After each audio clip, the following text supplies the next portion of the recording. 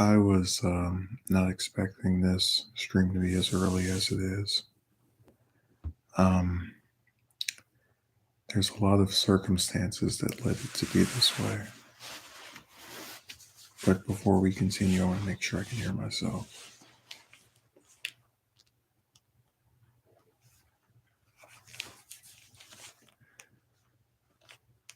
Because every time I speak at a muted volume, I have to make sure it's even working.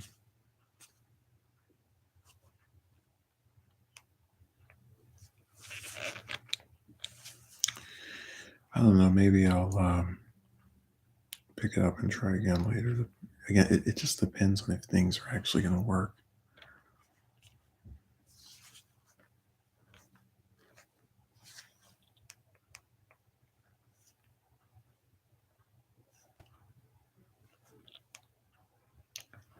Let me see here.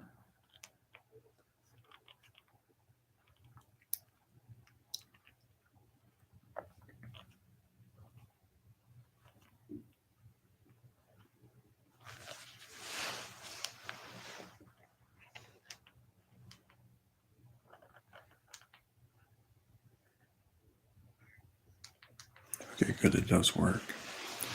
So when I streamed on Saturday, I made mention of how I really do not like streaming in the car for a couple of reasons. One is that a lot of times the audio can be gargled by, like, if you have wind coming in, if I roll the window down.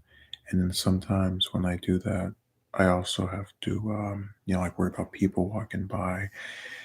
And I was saying that the circumstances of Saturday tend to be really frustrating for me because a lot of times I'll try to find somewhere here to do this without worrying about interruption.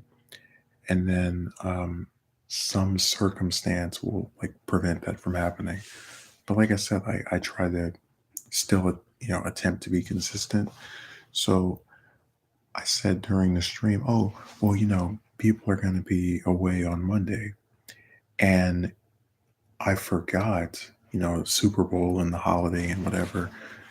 Um, and it's what's really interesting to me is I have a lot of these, like, characters in real life, and they're like, you don't go out anywhere.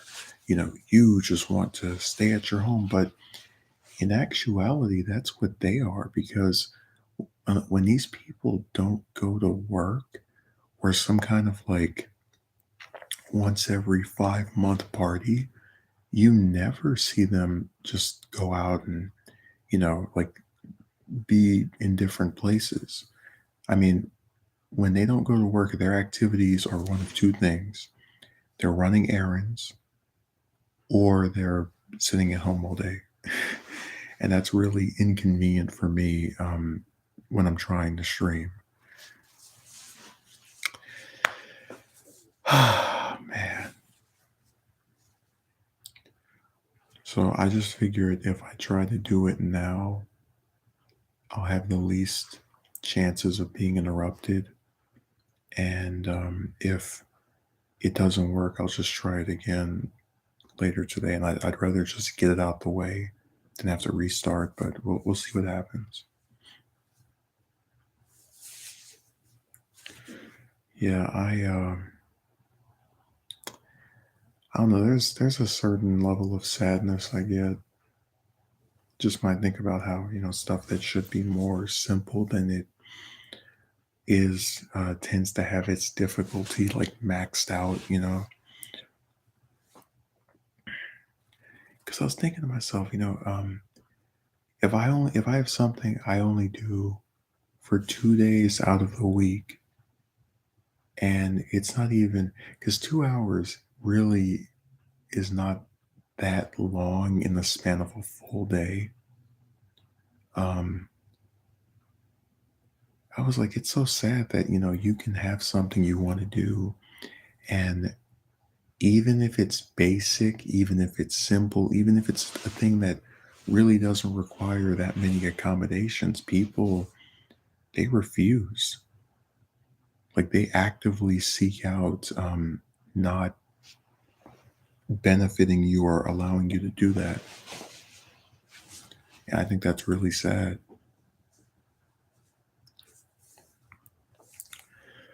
And I was writing the script for this video.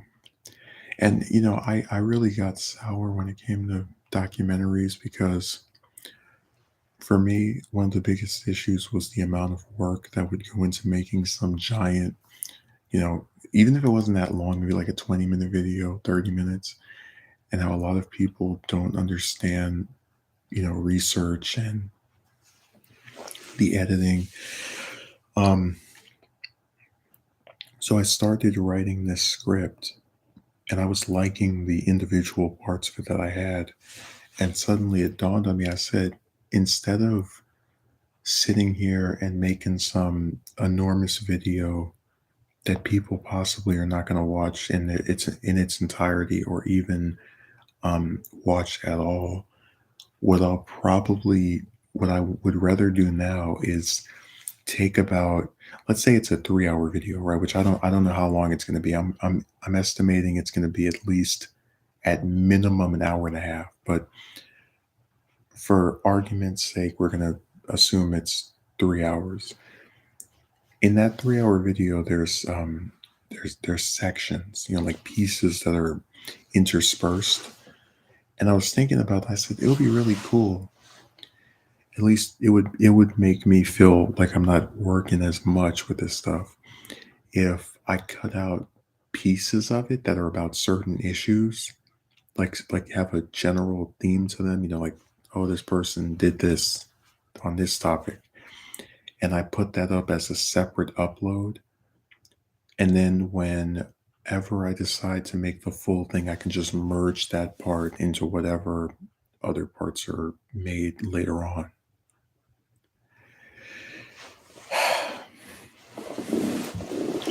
I'm going to try to do at least one big documentary this year.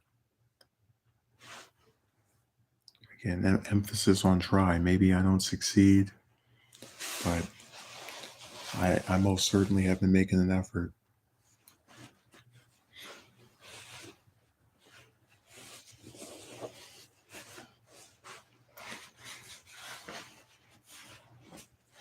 Like I said, I think a lot of people don't understand what goes into video making, and that sometimes causes them to just think you can snap your fingers and have something completely constructed. But I, I always, I'm always at a conflict with myself with some stuff because I can see where there is an inherent value, at least in my opinion, in terms of some stuff I'll want to make or edit or write. And then it's just the amount of work that goes into it, and like, there's always that fear of, look at how hard I'm working and for how little I have to show for it. That's always something I think about.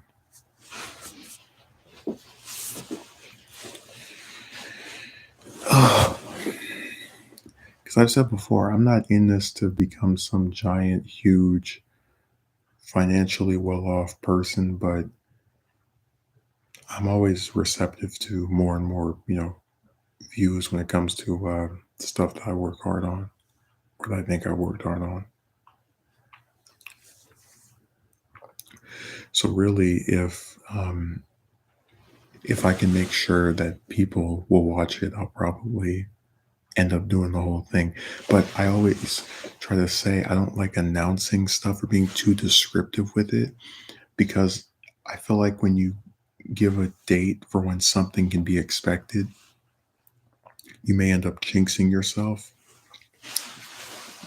which is why I personally prefer to basically kind of work on something, but not really be too descriptive of what it is. And then when it comes out, we don't have to have any announcement. It's just, here it is. Because I always felt bad, just internally when I'm like, hey, I want to make this by March. And then here we are in April and it still isn't made. And that was one of the reasons why it became such a nightmare to even like keep trying to make cartoons, because just like all the I remember very vividly the stuff with the VAs, and it was like every year it just became more and more ridiculous, and just it just wears on you at a certain point, when you have this vision for some story, and you write a script, you draw out the visuals, you edit it, and you can't make that video because somebody won't read a piece of paper. That's infuriating to me. And that's why I said I always um I used to like look on doing things with other people, collaborating with a little bit of excitement. Now I see it with dread because I know that people will sign up for stuff and they either won't do their fair share or they won't do anything at all and they just want their name associated with you. So I really walked away from that a long time ago, just because I don't really enjoy making things with others at this point. Like especially if it's some kind of like personal thing you really feel passionate about, because I've just seen too many instances where they botch it or they don't do what they say they'll do, and I don't know. I'm just tired of them. Like the novelty of working with people on stuff has really worn out.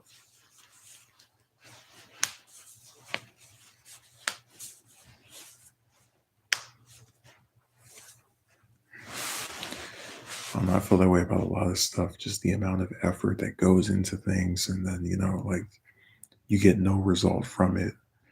Um, and I'm not even just talking about like doing a video. I mean, I noticed every couple of months I'll go and apply for like a whole bunch of jobs and just like over and over for several days on end. And I always will just sit there at a certain point and be like, man, all these people who work at these places for 5 years, 10 years, 15 years, and here you are applying for some job where for the first couple of weeks or month, you're going to be sweating bullets thinking that they're going to fire you over any stupid thing they can blow up to such an extent as to, make it a big enough deal to terminate you over. And then you'll be right back to doing this when that happens. And you have your people and they'll tell you, "Oh, you're being negative." And say, "No, I've seen this play out twice."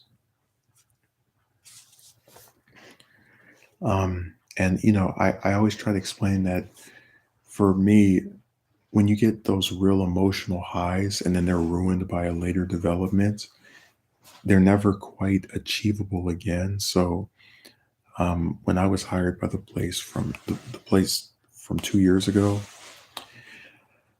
I got up, I jumped, I thought finally the nightmare is over, and instead it was just another cruel joke because what you ended up having was a manager who made it sound like this, even in his own words, this is an easy job, right?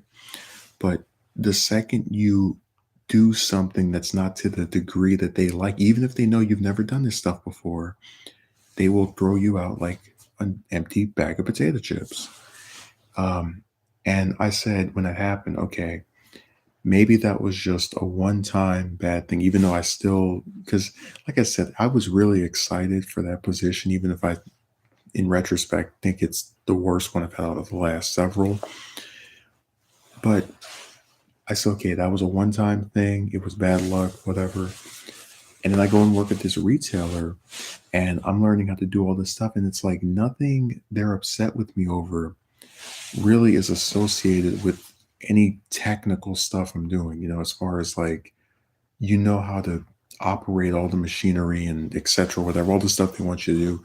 But then a handful of people go on a website and complain about you and they complain about everybody that works there. But because you're the newest person, you don't have the same plot armor that the people who have worked there for longer have. And that's why I was saying that I'm really at this point where I just can't get excited to work anywhere anymore. Like if you get hired by somewhere else, I'll still go and do it. But like, I really have just accepted getting a full-time 40-hour a week job that keeps you on for more than a few weeks or a month before either deducting your hours or just getting rid of you altogether. Just impossible. And I hope I'm proven wrong, but I just don't see it. That's why I said it looks like the only two things that these places can really offer me as an individual is short-term employment before they get rid of you or just not hiring you altogether. So either way, they're doing things that are antithetical to my actual long-term desires. They're just kind of screwing with me, you know?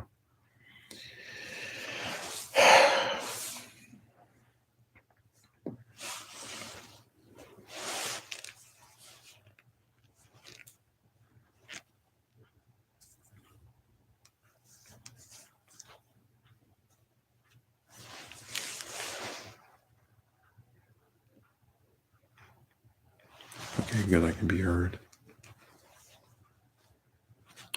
That's always the thing I worry about with these early streams when I'm speaking at what I think is regular room volume, and then you play it back and you can't even hear what I'm saying.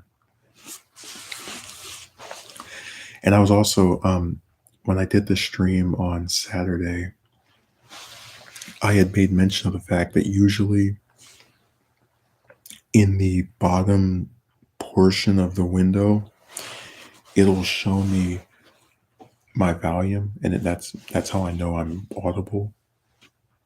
So, for example, if I want to mute, I'll click that really fast, and then there will be no green parts on there moving. And for some strange reason, on Saturday it wasn't showing that. So when I first started, I was getting really worried that maybe my mic was off or something because I don't really adjust this stuff enough to where that could have happened, like by accident. Um, I was thinking maybe YouTube changed some settings, maybe they did something because YouTube is always messing with the site and putting up new rules and different features and stuff. So yeah, I'll never forget that one day where the whole site of YouTube you couldn't even access it, and it wasn't a whole day, but it was like for a few hours. Or just maybe it was an hour. It was a short. It was just like within a day, but I did a video about it. And it was called "Where Were You When YouTube Died" or something, where just you couldn't even go on there at all. And it was really scary to think about how like there's all this content on here that is not like backed up. So I was like, wow, it's crazy how much like support goes into this one site. And if you take that one site away, there's so much information, like just content that's not available anymore to people. But I guess if you think about it, you could make the case for a lot of other websites where if it's like if that one site was gone, how would we know about certain things? Like a lot of times I use like Deadline, I want to learn about like movie news or something. And if you took Deadline off, I think I might have Discussing Film, which is this like Twitter based news organization for films and TV shows, just for entertainment, right? But if you took those two sources away, I really would have a hard time finding like a place that's dedicated to and fairly reliable um, when it comes to like what news they're reporting.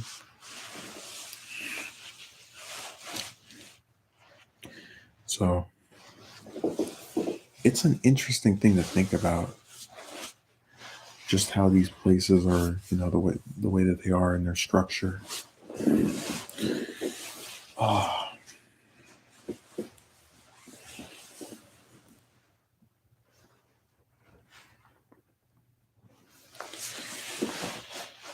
I have to rest like this a little bit. My back is starting to hurt.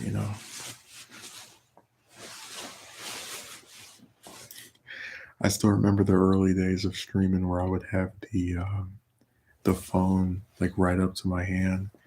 And I remember that one of the common, so I talked about how like when people are trying to gas you up, they always look for a fault in the content creator, even if it's not really a thing that's consistently an error or an issue. And they try to say, oh, the reason you're not bigger is because of this, that, or the other. Like we had this one guy that, another one of these like one-time commentators, and he's like, if you get a better microphone and camera, and I'm like, dude, who are you trying to trick? Because the camera on my phone, I'll be the first one to admit, is better than one on my computer, but audio is not as good. And also, it still isn't really a practical thing for me to use because I have to hold it like this every time I want to, record something. So I was just thinking, like, he really believes in this magic, like magic camera that's just going to fix everything. And it's so great and amazing. And once you start using this different camera, thousands of people are going to start appearing on your channel to come and watch you. And I'm like, it's so sad that, you know, people, even at this late stage in the saga, are still pushing all this fairy tale BS. Like, my positions are things that I would rather not be true, but they're proven to be reality because of the things that we've experienced. And usually I will persist in some way that tries to prove that there's more sides to it, but then unfortunately things end up staying the same anyway. So for example, if I say I'm probably not going to get hired by anywhere, or if I get hired by somewhere, they'll get rid of me after a couple of weeks or a month. That doesn't mean if I go and apply somewhere and go to an interview, I'm going to purposely try to not get hired, or I'm going to show up at the job and not work as hard as I can. Far from it. But I'm not going to sit here and be surprised when the same thing that has happened repeatedly plays itself out again.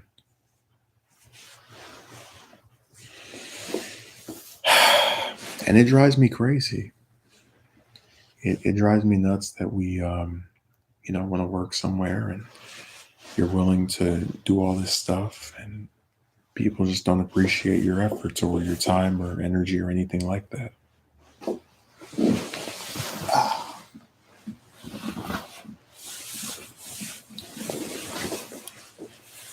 Okay, that's much better.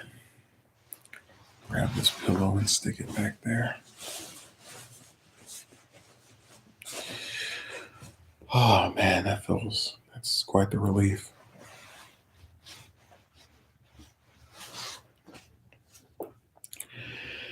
But yeah, I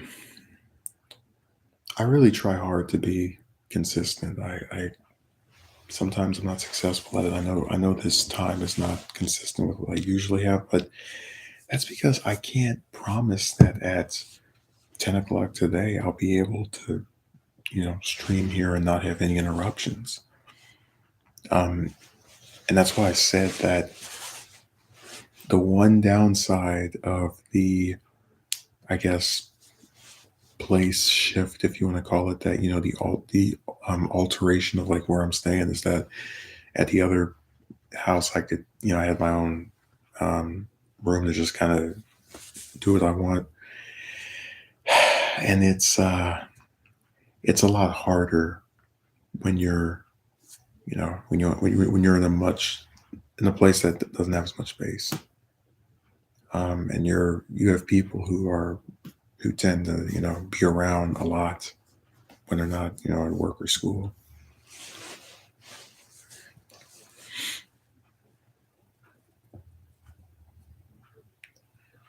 Yeah, because I always am like, oh, I don't want to have to sleep in during the morning. But the more I thought about it, I would rather just do this, right?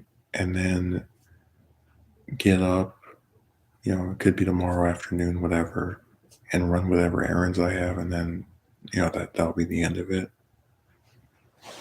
Like, I'd rather knock this out than, you know, end up having to figure out a time, be like, okay, well, I guess I can go over here and stream and hopefully nobody interrupts me. It's basically like pick your poison.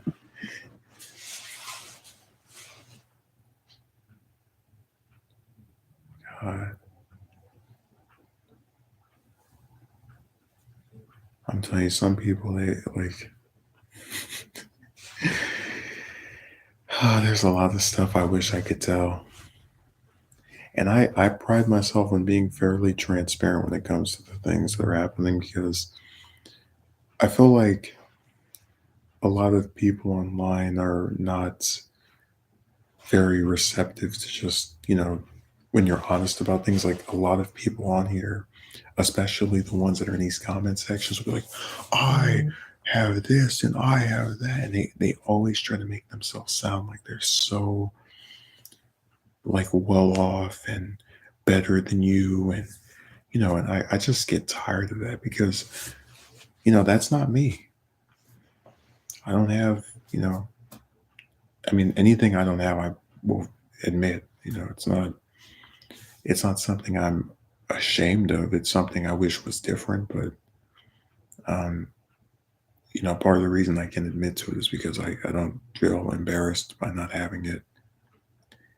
Um, when you apply to hundreds and hundreds of jobs and you show up for every single day that you're hired somewhere, and you know that you did everything in your power to faithfully fulfill the obligations of the position, you're not really susceptible to being made embarrassed.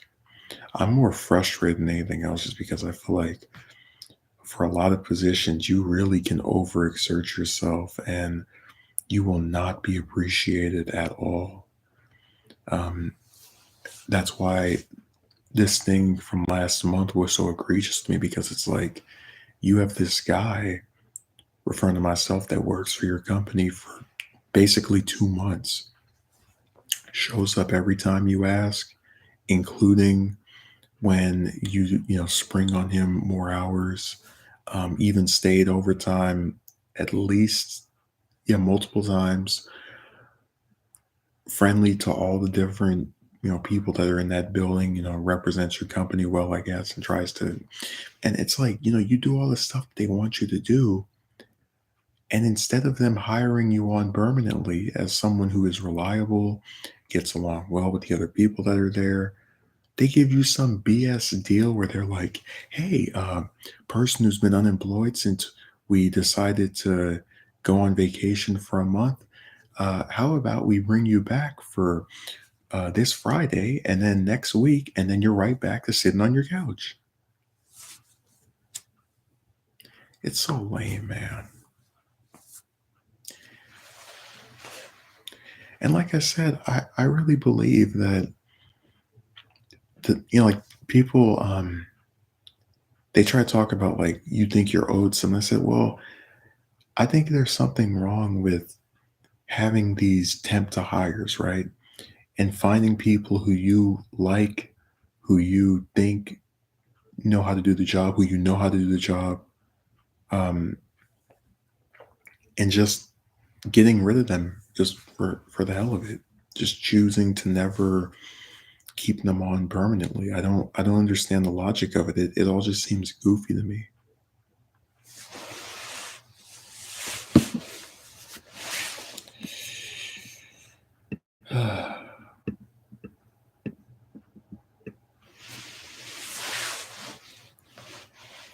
So I said I don't get these people at all.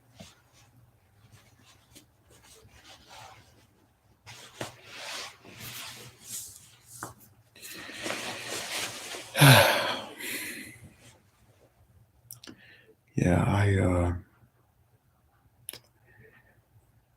I've had a really frustrating time with employers, I can tell you that. I don't understand their logic.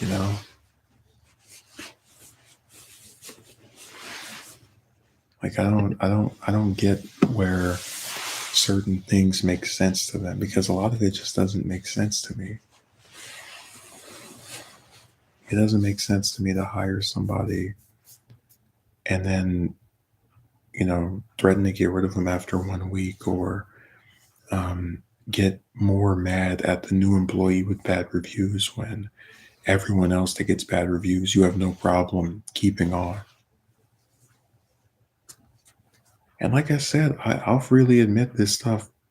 It frustrates me, it angers me, but that's because I think when someone does what, and this goes back to what I was talking about when I said men are set up to fail.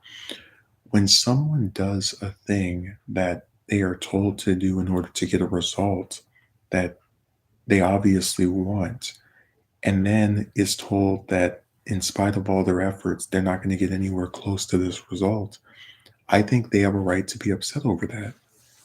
If you go out and you apply to 300 jobs and you have like 10 interviews come out of that, but none of them actually hire you, or if they do hire you, they're barely giving you any hours, or they're trying to get rid of you after a couple of weeks or a month, you have a right to be upset over that, because you were told by society that if you go out and apply and look for work, you can find something, that you have to make it happen, right?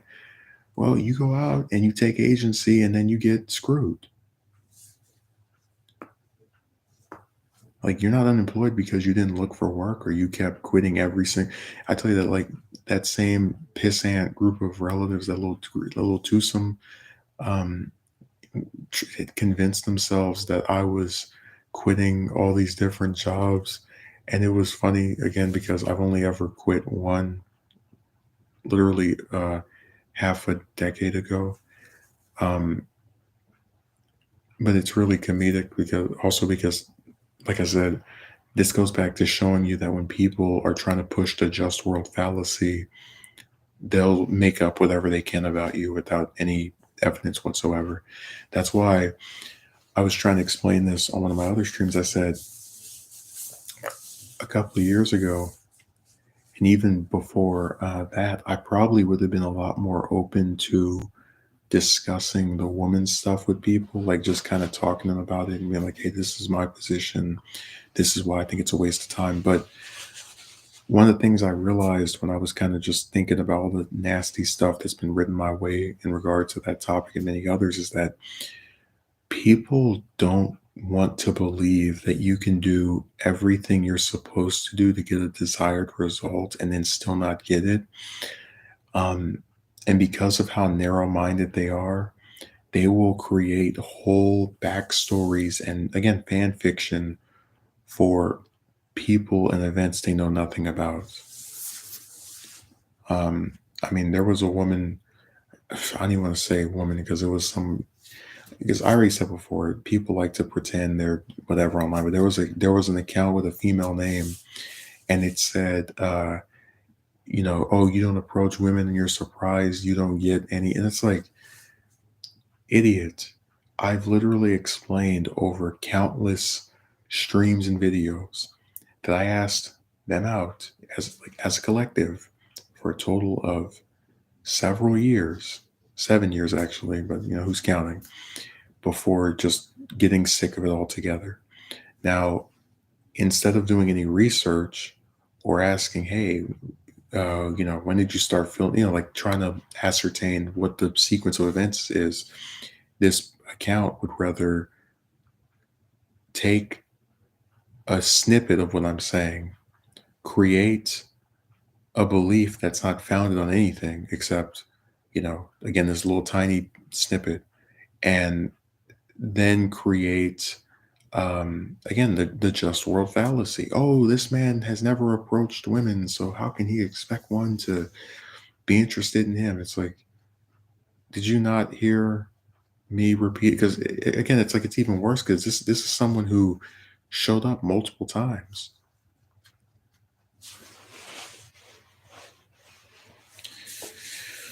But yeah, that's why I said I'm gonna try as hard as I can to avoid having any more back and forth with people about this stuff, both in like in the online realm and in real life, because there's just no need for it.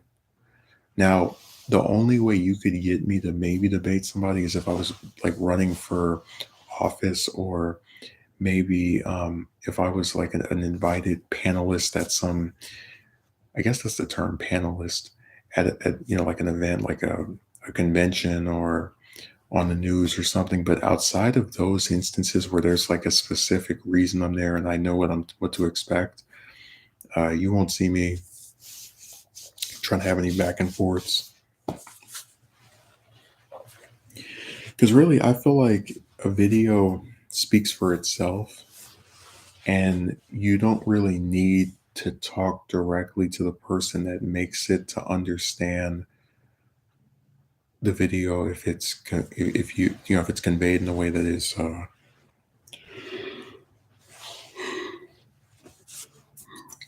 accurate.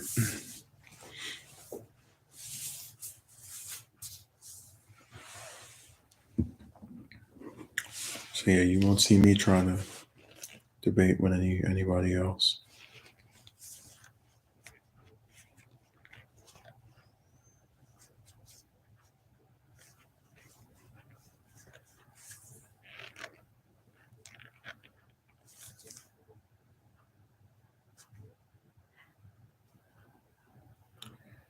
Yeah, I don't know. I'm just really irritated with stuff right now. I'm irritated with all the applications, and I don't know. It just feels like a rut, you know.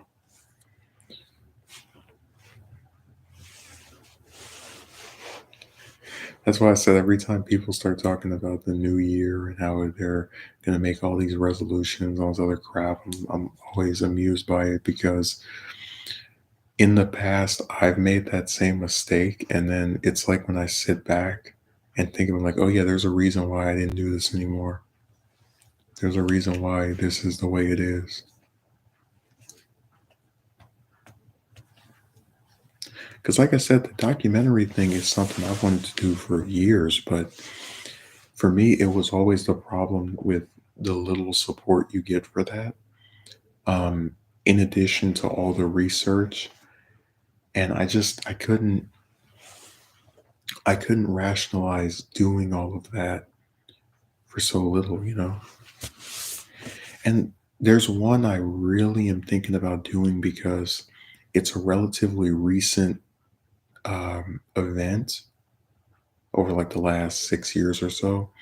And it's something that I don't think is going to be covered in such a thorough, like, I think in maybe 10 years, there will be more behind the scenes stuff relating to it. But as far as like, hey, give me a thorough breakdown, I guess what I'm trying to do, because I said this before, I want detailed videos. I want videos where you can, like, for example, I'll give you an example. Let's say I wanted to make a documentary on, who's it? I'm just trying to think of somebody. Maybe, like, I'll just throw a name out there.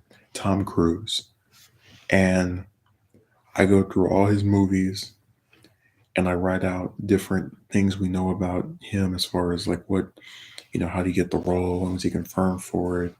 What do you have to do to have the role? Stuff like that. And the point of that video would be that it's very thorough. It explains things with as much publicly available information as it as is permitted currently. And if you don't believe something I said, then you can send me a message and I can send you the link to where I received my information from. I think videos like that are really valuable, because if you do those type of videos on major historical figures, or even people that are like just someone you like, um, like some actor or wrestler, whatever, that's also very notable, because you'll be surprised how for a lot of major figures, like in pretty much any industry, there's very little biographical material on them. I mean, because I had to break this down to one of the boys on WikiPiss that most people don't have books written about them. Um, but even beyond that, I've seen different videos where people will just talk about someone, like their life or whatever, and it's not really done in a format that I would say is, you know, well put together. I mean, it's a person talking, some audio, and maybe there's some pictures, but as far as like a edited, scripted video with, you know, you almost never see that. And I think there is inherent value to doing a video like this, so much so that the way I want it to go is that I'll put up maybe at least two pieces of it before trying to make the whole thing. And then I'd say the two pieces, I can do one of them this week. I'm not going to say it's coming out this week, but like it's possible for me with as much stuff as I've written to do it this week if I edit it. And it's the only thing I edit. And it's also possible for the full thing to be made in probably, if it's the only thing I write, in probably maybe 6 weeks, maybe the end of March. Again, I'm because I always have to explain when I'm doing this stuff. I have to remember what clips to grab, screenshots. You know, there's a lot that goes into it.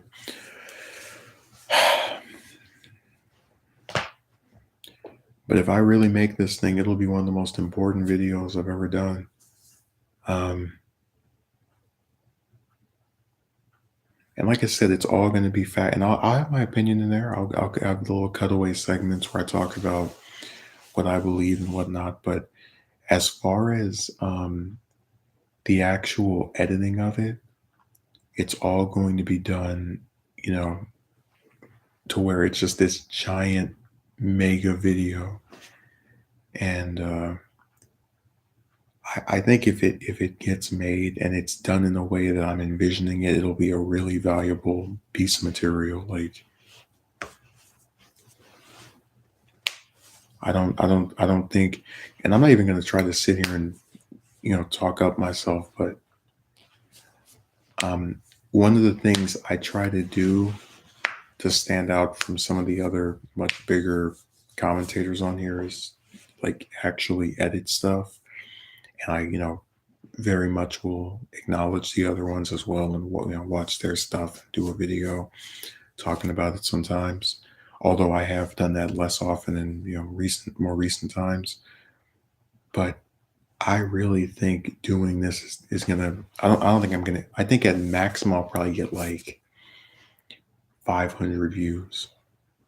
If it gets shared around a little bit, but really, for me, it's just more so the fact that I'm excited at the prospect of doing something that's major and it's edited and it's got all this information in it to where I wouldn't even like have to ever look up stuff about this topic again. I can just watch my own video.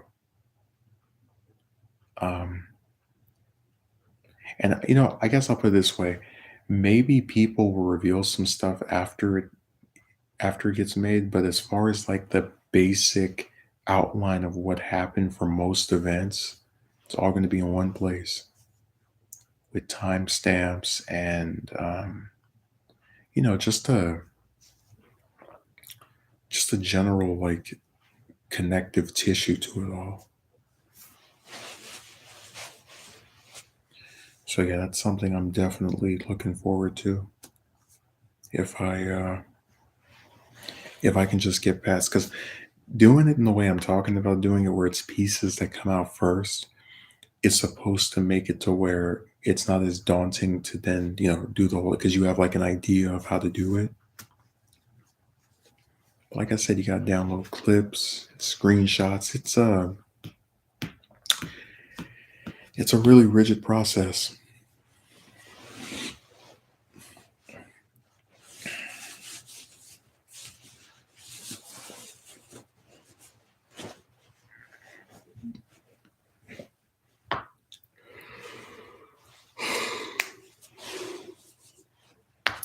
Mm. It's funny. Usually, I try to go to sleep before 3:30 or 4 a.m. But here I am. Like I said, I know why I'm doing it this early. Anytime I'm worried that I'll be interrupted and I really don't feel like streaming in my car, I'll do it this way.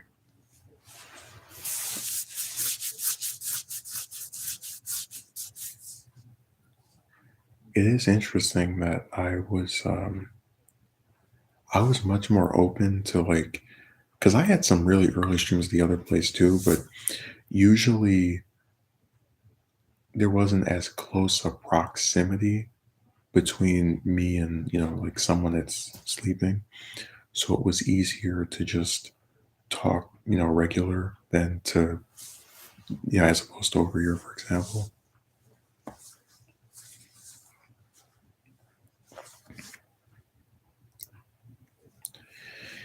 Man, I didn't know people could watch the same video so many times. Like I'm really amazed by that. If you could hear what's in my ear right now, it's really incredible.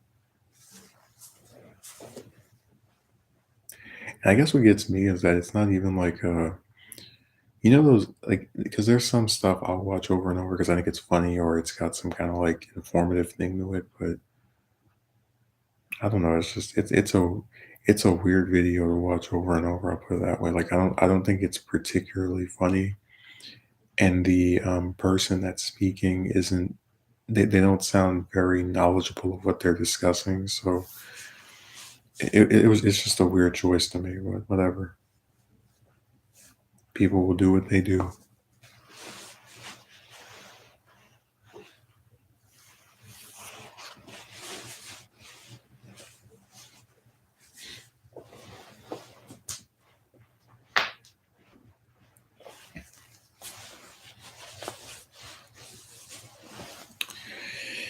Yeah, there's a lot of strange things that people do that I don't understand. And like I said, I try to be accommodating.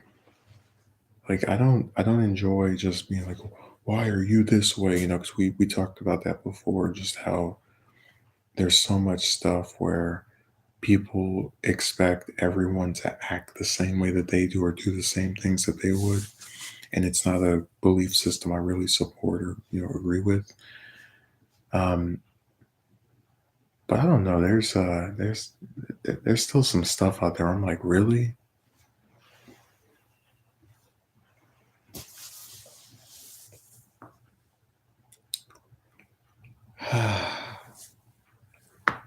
Yeah, I didn't watch Super Bowl because I'm not into sports, but I saw the Flash trailer. It was uploaded by both DC and I think it was Warner Brothers account as well. And it was funny because Warner Brothers, their version is at 2 million and the DC version is at 1 million. So you could put up the same video as that proves you could put up the same video as somebody else and get uh, less than half the views of them.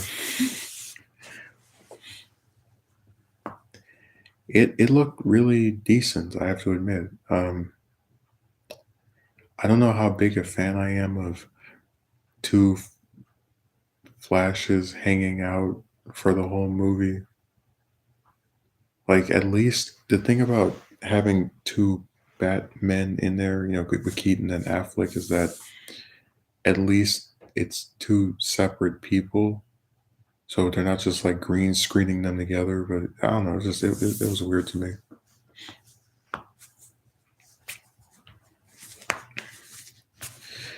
Um, but like I said, I'm excited for Zod, seeing them again, and Keaton.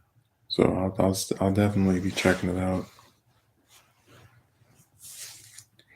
I really like the idea of kind of making because as bad as it is that they're canceling the whole DCEU after this, at least from a thematic standpoint, it does have a bookend to have your last movie. I guess Aquaman is still coming out, but whatever. To have your last movie feature the main villain of the first movie as the main villain of the last film. Like you start with Zod, end with Zod. But I still think it's a bizarre choice to just reset everything after this.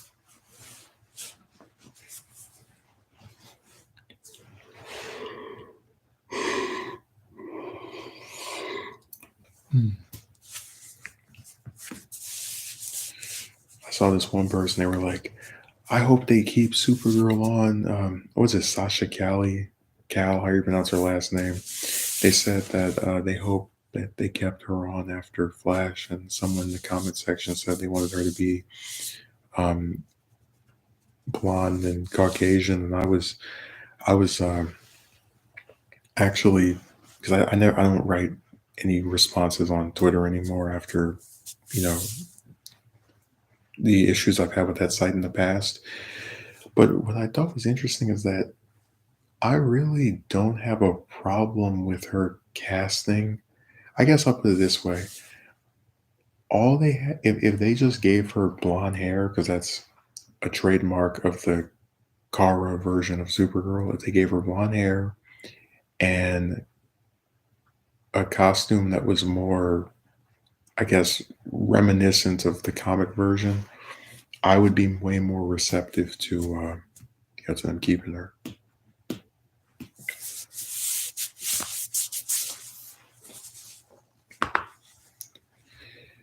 Man, that costume it doesn't look as bad, but I still feel largely the same way I did when we first got the images of her, in the suit from behind the scenes. Like, really, that's your outfit?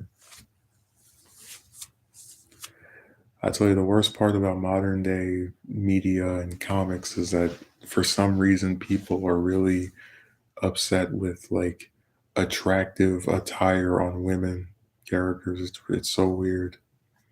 Like I remember I had this conversation with on one of my streams where I was like, Miss Marvel, the Carol Danvers version used to have this black leotard with these like thigh high boots and this red sash and these like opera length gloves, long flowing hair that went down her back and a little, like I think it's a poker mask. And then it's like you get rid of this really nice, snazzy, uh, and very recognizable costume, and you give her a short hairstyle and some outfit that covers her from head to toe. And I was like, that's really lame. Like I just didn't understand the point of doing that. Um, and it's like, I felt the same way about Valkyrie. I mean, here's a character who had blonde pigtails and this, again, a pretty similar, black leotard with some, uh, like some arm braces and a blue cape. And then you look at the the the Valkyrie from the MCU, and she's covered from head to toe.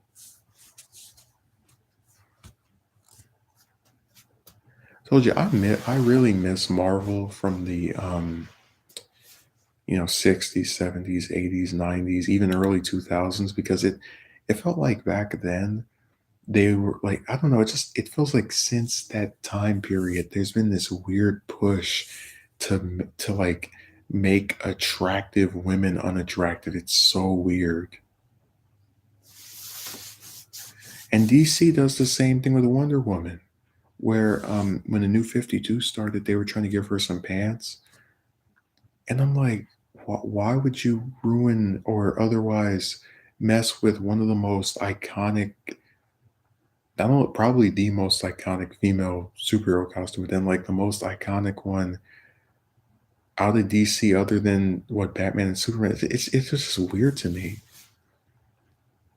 So I was really happy that that didn't stick. But I mean, it's like I don't understand why they're afraid of showing skin. Really, the only character I liked that didn't show skin and then they started showing some was Harley Quinn because I think the original 90s costume for the from the animated series was perfect. And now she just walks around in booty shorts and doctor outfits, and one pigtail is red and the other one is blue. And I just roll my eyes.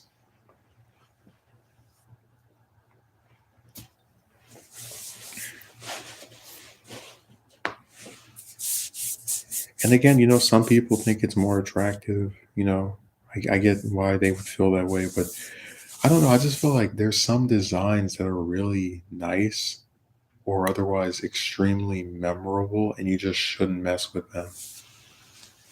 Like there's some stuff that you just shouldn't bother with at all because of how iconic it is, or otherwise just like it's kind of like if you have a pie recipe and everybody says, "Oh my god, this tastes so good," and then someone else makes it, but then you notice you're like, "Wait, why is it kind of scratchy in my throat? Oh, I added some paprika." It's like, you know, you already had something that was fine as it was. You don't need to mess with it. And that's how I feel about a lot of stuff. Like a lot of these female costume designs are a bunch of like weird writers and artists who want to just take attractiveness out of this stuff and like point their finger at you and go, you should feel bad for thinking that this scantily clad woman is attractive. But I don't.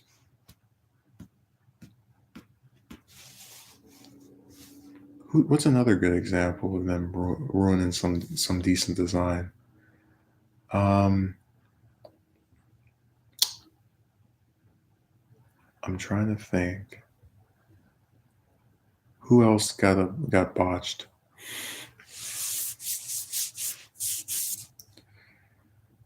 Hmm. It's kind of funny because I remember with Mystique, she had this rather conservative. Well, I guess if you want to count it as being risque, just because you can see the legs, but she would always have this. Oh, wow, it's early. Good day. It's like they don't want you. No, that's what I was saying. That they're. It's like the right, like these artists and these writers hate attractive, like attire on women that men would think is hot. Like they're actively seeking to defeminize pretty much any female character they can get their hands on. Like I said, that Miss Marvel thing was crazy. She went from having this really attractive design that was very feminine with like the black leotard and these like long gloves and boots to suddenly having short hair. And I mean, like she wears a costume that a guy could wear. It's like I don't get it. And then it's like the new one that they have, the whatever her name is, the Kamala Khan version. It's like her stuff is still just kind of I mean it follows the same pattern as Captain Marvel, where it's all covered. It's some pants and a shirt and some sneakers. I'm like, are you serious?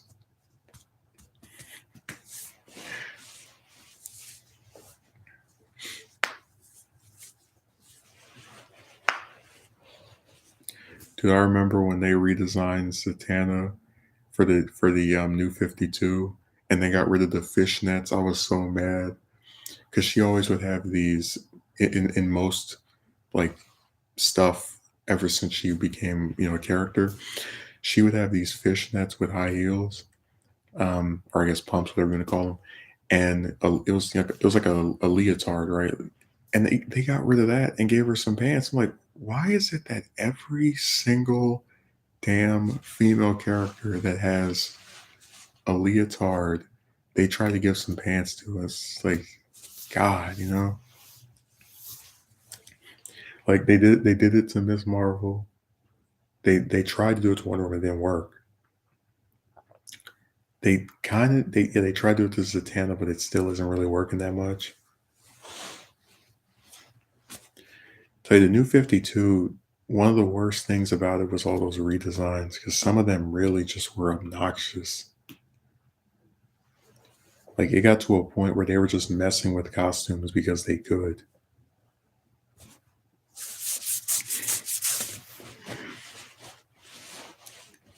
No, they don't want you to be a man. They want you to. I remember they have a thing about like the male gaze because in Avengers, there's a shot of Scarlett Johansson where like you could see her whole booty, and I remember that like people were talking about this and how oh my god, this is so what do you call it, demoralizing and but I mean, what drives me crazy is that they know that it's mostly men who are going to go watch that movie because superheroes are generally a thing that men like. So who's really losing sleep if one of us gets the movie and pauses it to look at her butt for you know what I mean? It's weird. Like why would that even be something that is a priority of yours to avoid?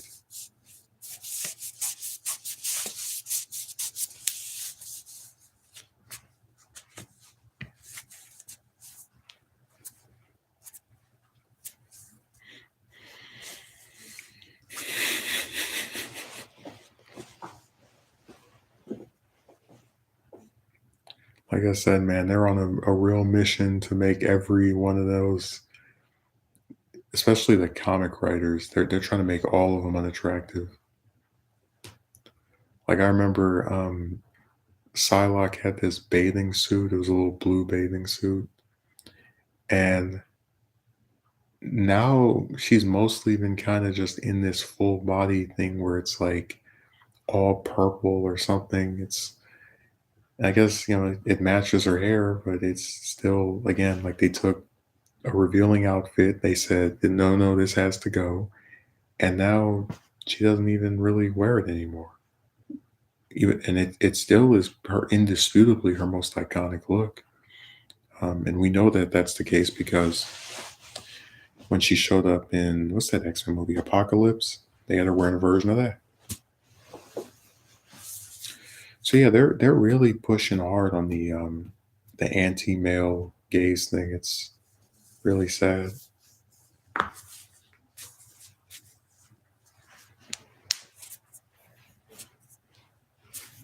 I guess what annoys me is that you have a lot of females in comics that wear like non-revealing stuff where like their whole body is covered. Like Batgirl has always just been completely covered. They've been showing her hair more often recently, but still.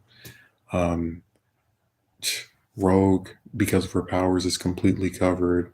Jean Grey usually is completely covered. And it's like, why is it that the few that show some skin, they're actively trying to not allow to do that anymore?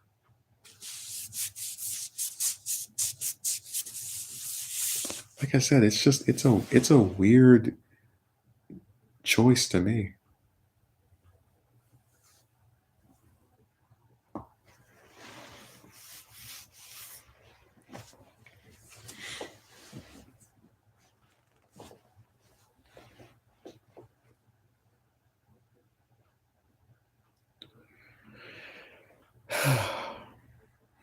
It is kind of funny that the X-Men films actually made Mystique like more revealing because she originally just had like the white dress and then they made it like her to where she's basically just running around naked. I like Batgirl and Catwoman design, still feminine without being revealing. Yeah, the only Catwoman design that was kind of revealing was the I think it's the one from either the 50s or the 60s. It's that purple dress one where it's like she has those like boots that go to her calves or whatever. But even then, that's still it's like it's got like a little chest part right here and the slits on the side. That still is mostly covered though. Like you can see her legs again on the side, but as far as and like some of her, you know what I'm saying, it still really isn't showing you that much.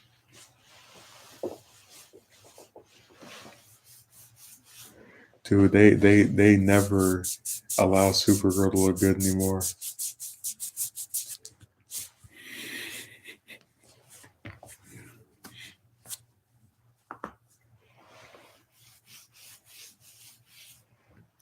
I remember when, because like between the not yeah, the 50s all the way up until the new 52, Supergirl was consistently portrayed with a skirt. And then when they did that stupid CW show for like the last season of it, or the last two seasons, they had her wear pants, which was I just thought was so weird because her outfit literally reminds me of New 52 Superman, like she stole his look. Um, and then when we started getting the teaser posters or pictures or behind the scenes stuff for the Flash movie, they have her wearing a full body suit. And I even said to my to one of my amigos on Discord, I was like, this looks like something a man would wear. Yes, I know what you're talking about with OG Catwoman. What mythic in those live action film? Oh, what's missing in those live action films? All blue body paint. Wow. You don't think it's sad that like we can't even get? I'm not even talking about like scantily clad one. I'm talking about like you can't you. How do I explain this? They'll take any female character and just stick her in some outfit that completely covers her from head to toe. Um, Even the ones that have like historically had stuff where, like, I guess I put it this way: they were gonna do, and it got canceled, a Batgirl movie where, just like in the comics, she's covered completely from head to toe, and that was I was fine with that. Whatever, that's how Batgirl looks. But then they put Supergirl into Flash, and she's got short hair, even though her character, her design has always had long hair, long blonde hair. And they, instead of having her wear a skirt, they have her wear what's basically a costume that looks almost, very similar to the one that Henry Cavill wore in Man of Steel. And that pisses me off because I'm like, why is it that every attractive, dare I say, sexy female costume design they ruin, or they try to not use? I don't get it.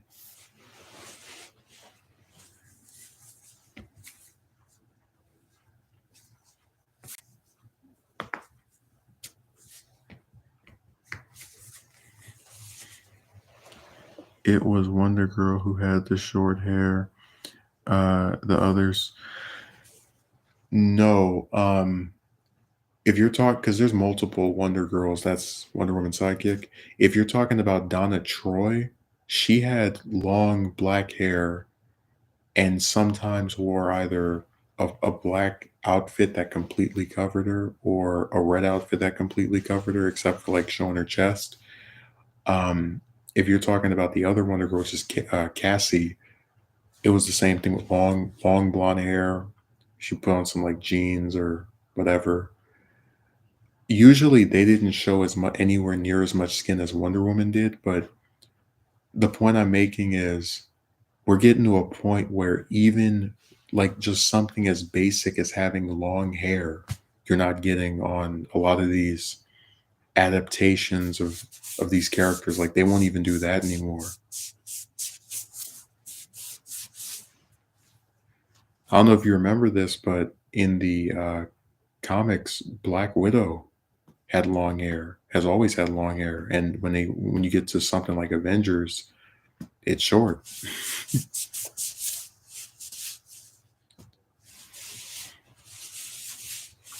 They didn't even keep her Russian accent.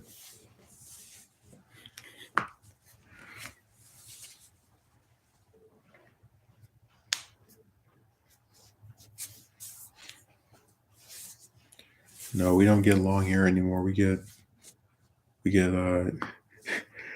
instead of we don't get long hair anymore. We don't get skirts anymore. We don't get leotards anymore. We don't get boots, like long boots anymore. We don't get gloves anymore. All we get is short hair, costumes that men could wear, and yeah, that's pretty much it. Just short hair and costumes that men could wear. Wow, they want women to be more masculine. LOL, they got rid of the accent. They did. I remember when the trailer for Iron Man 2 came out and they have Black Widow, like it's the scene where she goes into the ring with Happy, so John Favreau. And I remember IGN did a video where they were just talking about the trailer and they were like, notice that we don't hear her speak. Maybe they're hiding her Russian accent. And then in the movie, it's just Johansson's natural speaking voice. Um, so yeah, they're they're not even just about like getting rid of what's the way of putting it, like feminine things. They're also not accurate in other ways.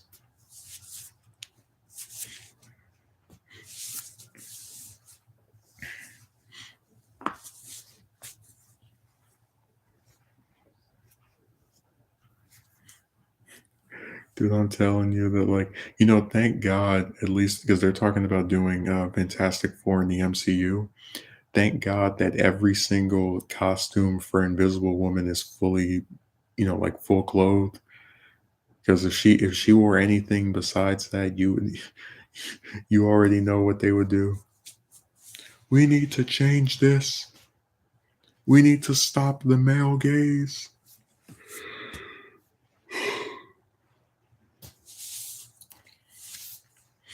Mm. My, does everything have to be part of the MCU? Damn, no personality. These directors need all their political agenda. Oh man, don't turn me into one of those channels where every movie that comes out they're talking about this movie is SJW. I don't want to start that. All I'm saying is because it's not even just directors; they're doing this stuff in comics too. Like I told you, when the New 52 came out, they tried to get rid of Wonder Woman's um, what do you call it, like non-pants wearing outfits, and only after people complained did they change it back to the way it usually is.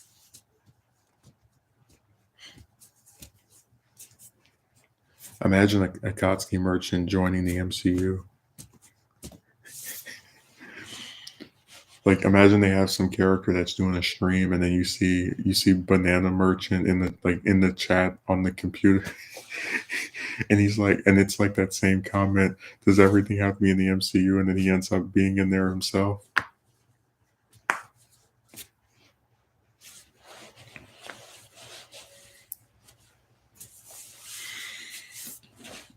Mm.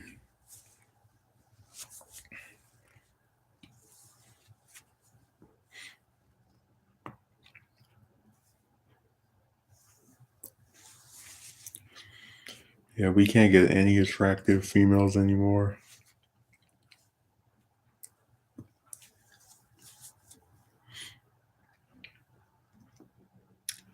Like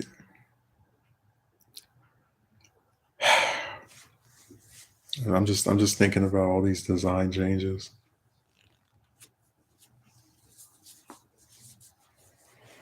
I'm just saying that the Fantastic Four are better off if they stand alone. I don't know. The problem with them is that a lot of their villains are kind of central to Marvel's overall universe. I mean, the Avengers versus Galactus already, like that by itself is something I want to see. But then, you think about it, like Doctor Doom comes into contact with other heroes all the time. Like he's fought the Avengers, he's fought Spider-Man. So, uh, yeah, I don't think so. Plus, they don't even have like a big supporting cast, so having them by themselves, it could last for a while, but I don't think it's gonna it could be as like in my opinion, The only Marvel properties that could just be done without any other superheroes at all are probably just Spider-Man and X-Men. Um, and the reason I say that is because if you're talking about doing a film series of Spider-Man, you can have each movie build up to the Sinister Six. If you ever want to retire, and it's something that was actually discussed with the TASM films, which was that they would retire Garfield after 4 movies. That was what he had agreed to, and then after TASM 4, and then he would have somebody else come in and play like Scarlet Spider or some other sidekick that got promoted, right? And X-Men works by itself because there's just so many members and factions. You have the regular X-Men team, which has been separated into multiple teams. You have Excalibur, X-Force. Um, I mean, it's those are the only two I think could work by themselves. The other ones I would rather see together. Well, yeah, man, I told you I read comics. I've seen like I remember picking up issues of Avengers that have Doctor Doom in it, and Fantastic Four don't even make an appearance.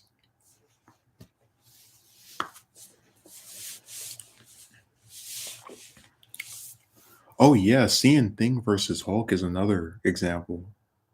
And Human Torch and Spider-Man have a long relationship to where during the period where Human Torch was basically deceased, Spider-Man actually took his place in the Fantastic Four as their like he's informally their fifth member. So yeah, I'm gonna have to dispute you on that one. I think they work very well with the rest of the Marvel universe.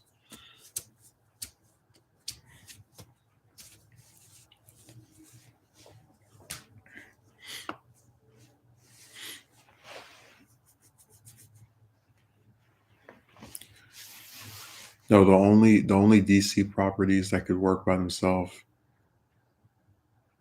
um, are probably just Superman, Batman, and maybe Green Lantern.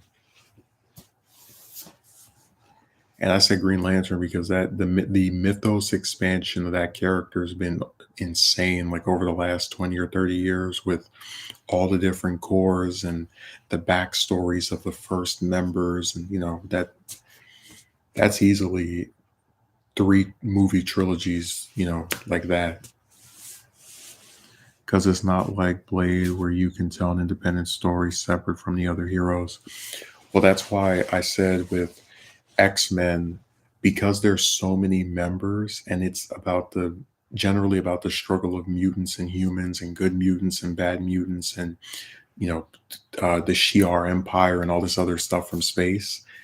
I was saying they have enough mythos to really support just having a thing all to themselves without any other factions or teams.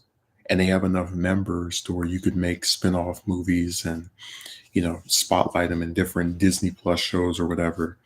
That's why I was saying Fantastic Four really doesn't have that because they've had the same 4 members with a couple of periods where somebody leaves, but the same 4 members pretty much for the last 60 years. So they just don't have as big of a supporting cast.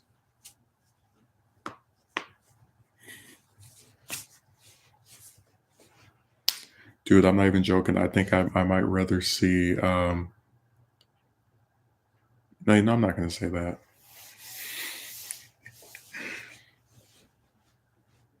I was gonna say I think I might rather see Black Panther as a separate cinematic universe than before I see Fantastic Four separated. But the problem with him is that he just doesn't have that many villains. Like he's got a universe or his own country to himself, some supporting characters, but it's just not enough villains. So that still would fall apart.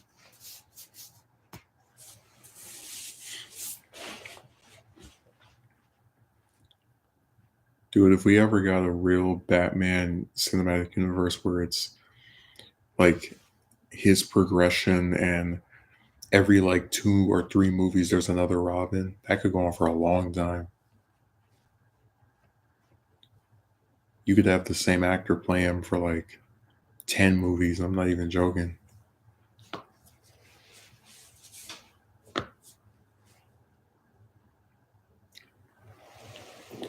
His rogues gallery isn't big enough compared. Well, that's what I meant. That's why I don't think it could work.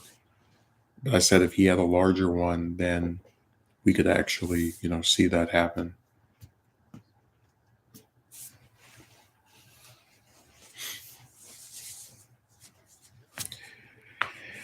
That's why I said the stuff with Superman is really tragic because, and I mean this very sincerely, you could have the first movie be Brainiac, you could have the second movie be, if you wanted to be Zod again, whatever. Um, Third, Luthor, Parasite, Livewire, Doomsday.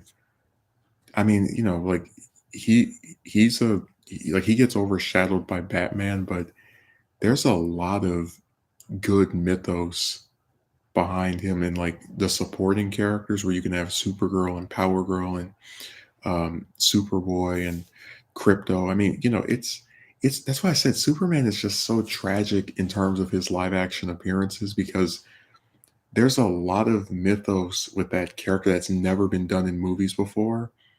And because we keep rebooting and switching up and DC just doesn't really seem to care that much about him, we're probably never going to see it in live action, unfortunately.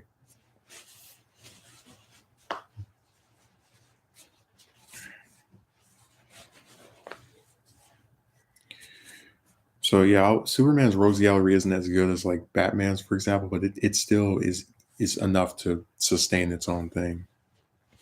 The only part you might have trouble with is if you try to do the death of Superman story. Um, but even then, that still is something that, if you're just making a Superman universe of movies by themselves, you don't have to adapt it if you don't want to.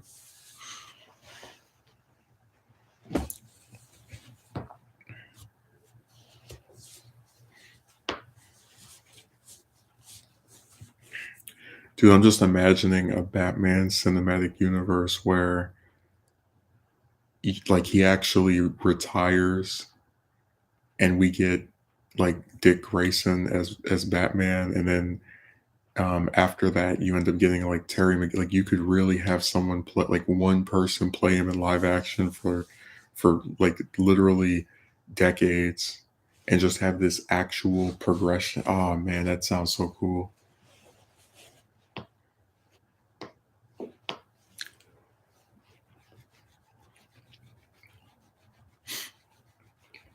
I know all I'm saying is that out of DC, they have a lot more characters who can stand on their own. Because really think about it, like all the core members, founding members of the Justice League have rogues galleries. Flash has one, Aquaman has one, Green Lantern has one, um, Wonder Woman has one. Like they, all of them can really. That's why I said DC is so frustrating because we should have had a Green Lantern movie by now that wasn't. I'm not talking about the stupid 2011 one because that character has a really interesting mythos that we're just never probably going to see touched on anywhere near as much as it should be. Same thing with Flash. Same thing with Aquaman. It's sad. And the problem with them teaming up is that the more characters you have in it, the less time you actually get to focus on their specific, you know, parts of the universe. Which is why I think it's really tragic that we never, got those solo movies after you know, Justice League came out. I think it's really depressing to think about.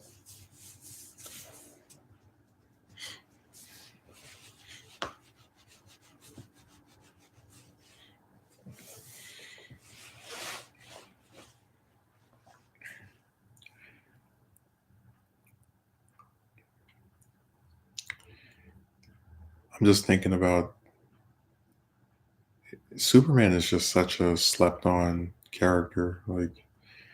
Like him and Supergirl are really underutilized when it comes to portrayals outside of comics. Like he at least he has the cartoon and some movies, but with her it's like she has a show where the character that's named after her acts nothing like her, and there's going to be some version of her in this movie that doesn't even look like her. That's why I like the Justice League cartoon because it took time to focus on one hero in each episode. Yeah, and it had the added bonus of actually picking up on several plot lines from BTAS and Superman, the animated series as well. I forgot about the Justice League. They made a live action film because the cartoon was one of the best.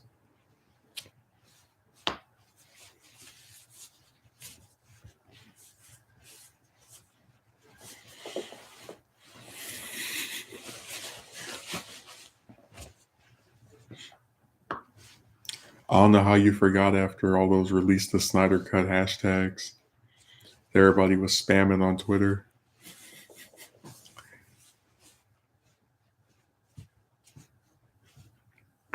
I still think Warner Brothers are idiots for doing that. It's like, hey, you guys wanted to see the extended version of this movie that we had another director come and mess up. Okay, here you go.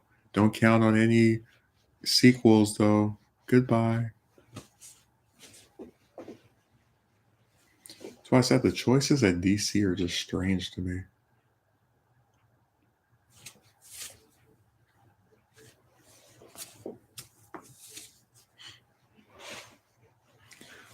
There was this one guy I used to talk to. He gave the Snyder Cut a 7 out of 10, and he said that, and he made a point of saying that it wasn't a movie he would ever watch again.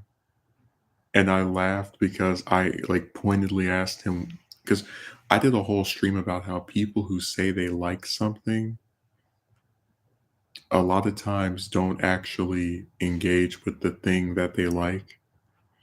So what I mean by that is a lot of times people who say they like a show or a movie haven't seen it in years, even though they claim they love it and it's so great and amazing. So I asked him, well, what movies do you rewatch? And I didn't get an answer.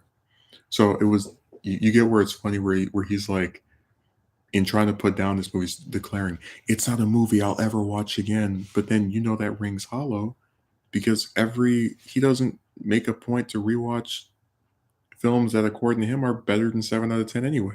So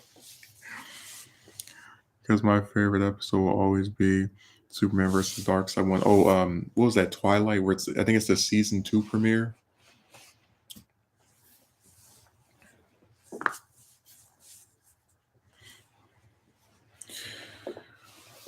Oh,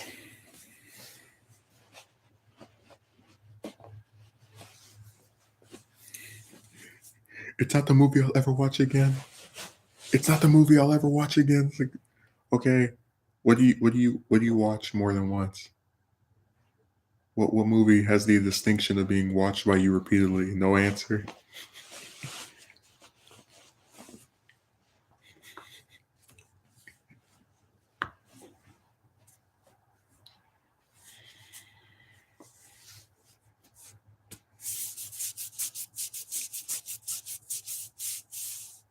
It's really funny too because Snyder himself, if I remember correctly, said he would recommend watching it in 2 sittings. Like you watch the first half, at one point, then you watch the other half. It's so even he's like, yeah, I can see where somebody wouldn't want to just sit down and watch the whole thing, but it's like that's why it's funny because he's making it sound whatever. I already explained it.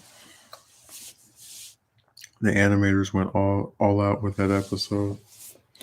I already told you, animation's getting worse and worse. Like you can look at something that was animated in like the 90s or 2000s, again like BTAS or Justice League, and you compare it to something that came out now. It's baffling how we've just fallen backwards. Like if you look at you BTAS and compare that to Young Justice, like season 3 or 4, for example, it's night and day difference. Just how much effort went into the older cartoon versus how little goes into the newer cartoon.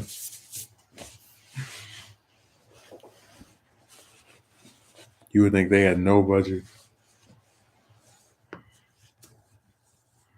Off topic, but they need another Street Fighter movie.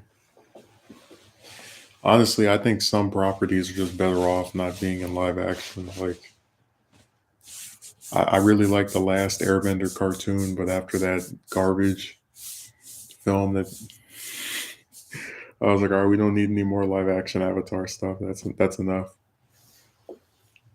Hey, save the live action Avatar stuff for the blue people.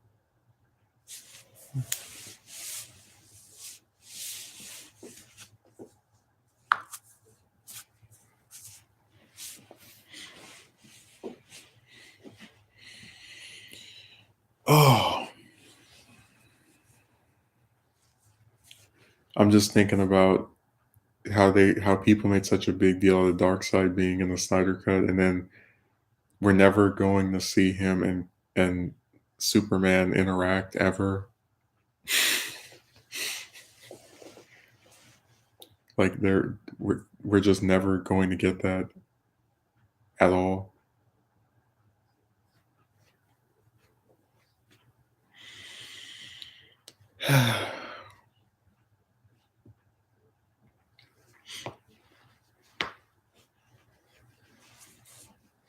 So DC is so frustrating.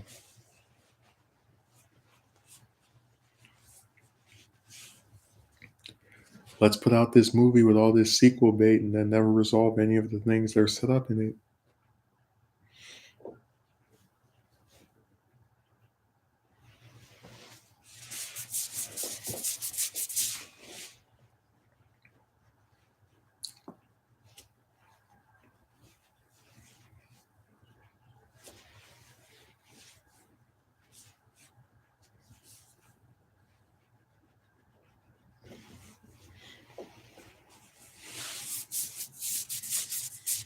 I just think it's so sad that people were like really excited to see this movie and then they go out and support it and then there's no resolution to it whatsoever.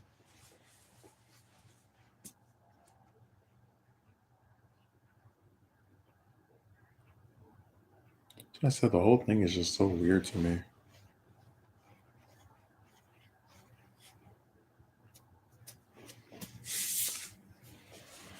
Superman is an extremely powerful character. That's why I don't understand why. Oh, please don't bring that up. Please don't. Like I already explained, I don't really care about power levels and who's stronger, and I don't get caught up on that stuff.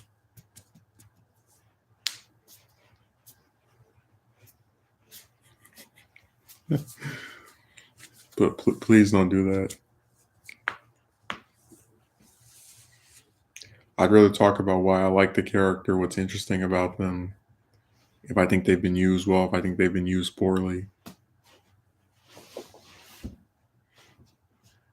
But I'd rather not get on a on one of those discussions.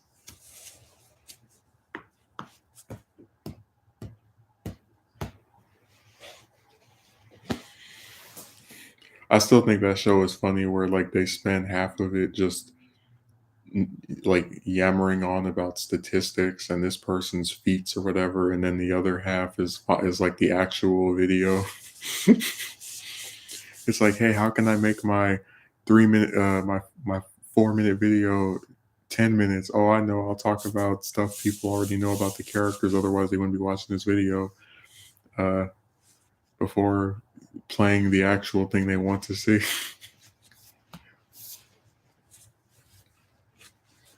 You have to admit that's pretty clever. Being able, like, because I always try to explain that people who like something are going to be the ones that watch a video that's about it.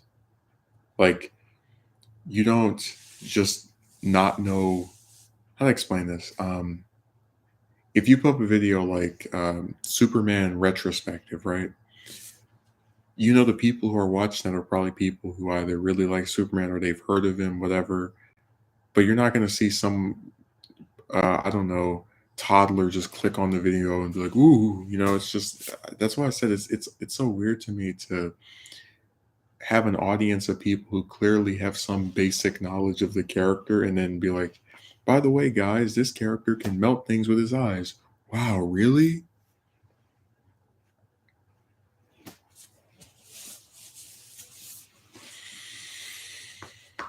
Mm.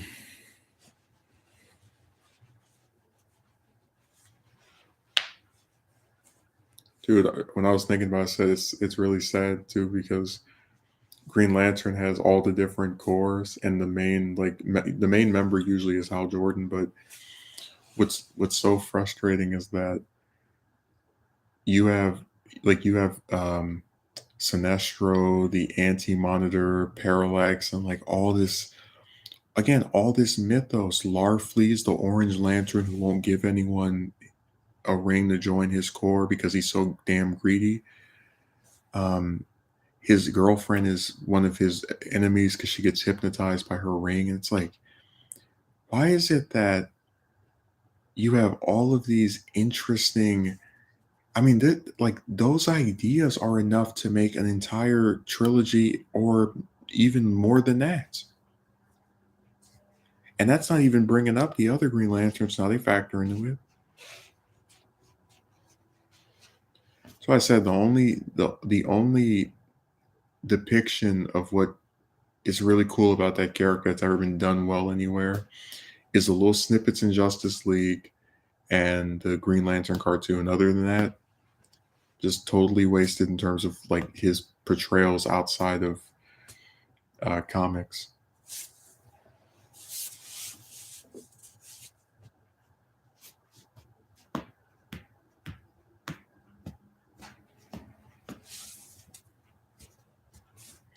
I mean, I don't take power scaling seriously anyway, so it's not a big deal to me.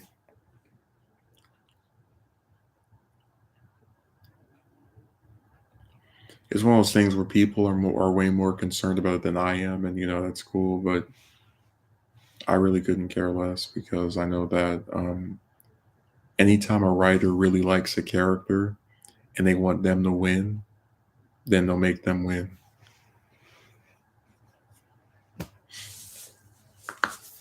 And all those numbers that you crunched up in your head to explain how this person is strong as this other one, they mean nothing. But I thought this person was as powerful as this. Nope, not when that writer says so.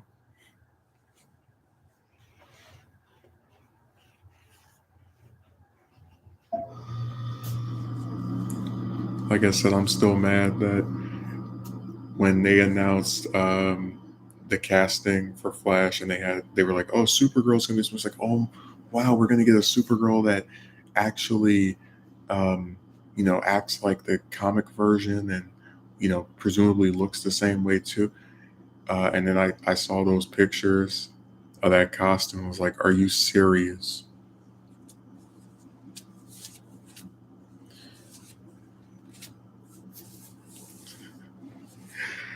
I was like, "Man, we could have had." Like, and it's because I kept trying to explain all they had to, because sometimes actors dye their hair for a role. All they had to do was just dye her hair. If they didn't want to dye it fully blonde, they can have like what's like I'm talking about, like the version with highlights where it's like blonde and brown, or it's got like the dark roots, whatever.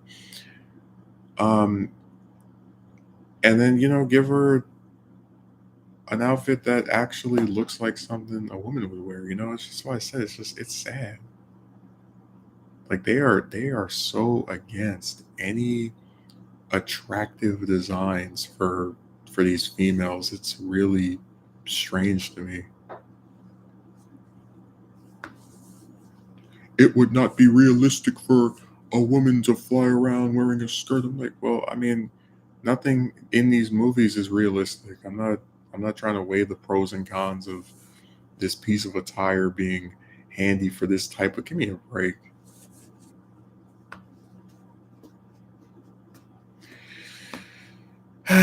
Whatever.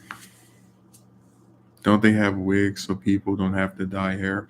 Not only do they not have wigs, they also, um, have technology to where they can make someone's hair look a certain color.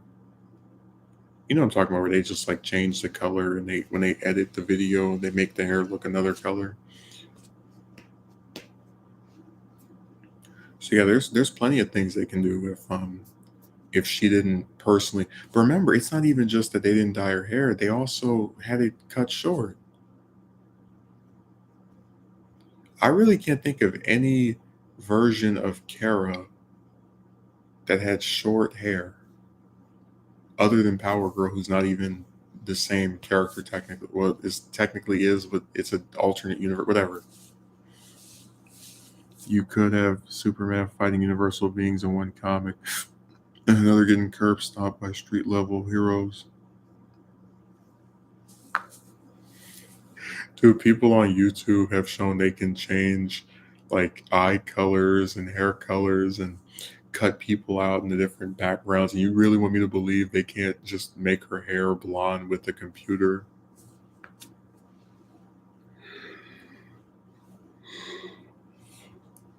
Hmm. That's why I said they didn't want to.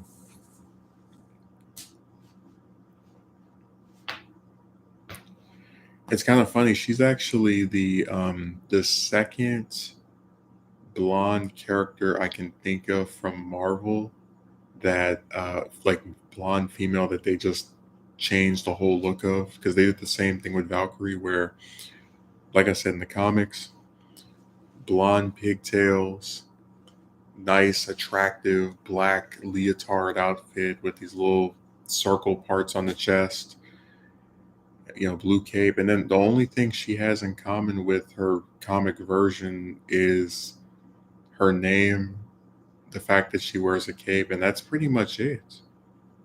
I mean, Tessa Thompson looks nothing like her.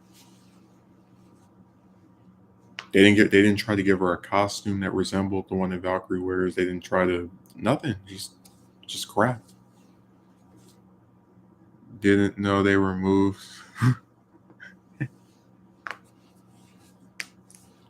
It's kind of funny for if I'm correctly, the end scene of Avengers. Chris Evans had something in his contract to where he couldn't cut his beard for the, like because he was about to shoot some role for some other movie. So in the scene, he just has his hand like this, to where you can't even see the, like the bottom part. I just thought that was really clever that like they shot it in such a way that you can't even see him and his features.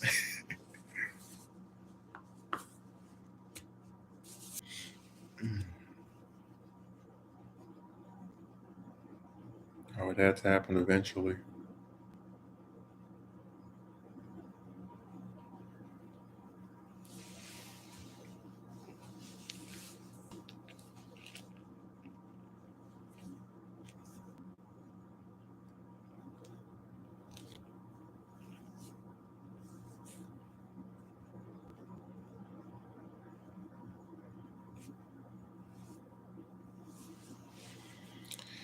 Yeah, it told me that the stream's connection was unstable for a moment there. I think it's real funny. It's like I was like, okay, I'm gonna try to do the 2 hour thing, and then you get to the last 15, 16 minutes, and it finally starts acting like, trash. Or I guess I should say it acts in a way that is not becoming of what I expected from high quality internet.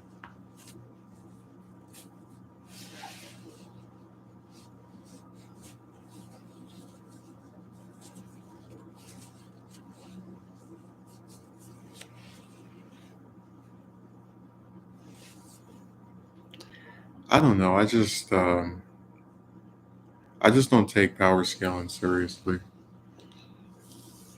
and it's not even something I really want to talk about at all. Because That's one of the reasons why I got out of the just community discussions with people where they would talk about like, oh, this character's not strong enough for this.